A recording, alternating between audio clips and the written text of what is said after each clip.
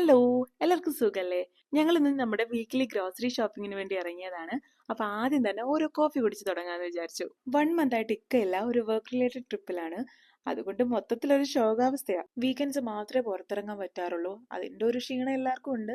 പക്ഷെ ഞങ്ങളത് ആ ഒറ്റ ദിവസം കൊണ്ട് അങ്ങ് തീർക്കും. അങ്ങനെ കോഫിയൊക്കെ കുടിച്ച് ഞങ്ങൾ ഷോപ്പിംഗ് തുടങ്ങി.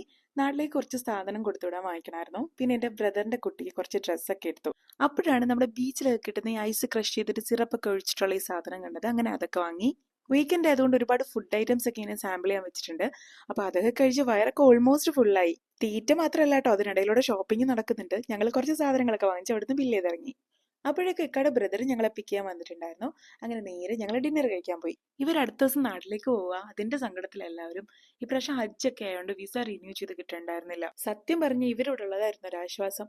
ഇപ്പൊ ഇക്കായും അല്ല, ഇവരും പോകുന്നു. അടുത്ത ആഴ്ച മുതൽ ഞങ്ങൾ എന്ത് ചെയ്യുമെന്ന് ഓർത്ത് ആകെ വിഷമിച്ചിരിക്കുക. വീക്കെൻഡ്സ് എല്ലാം ഞങ്ങൾ ഒരുമിച്ച് സ്പെൻഡ് ചെയ്യുന്നത്.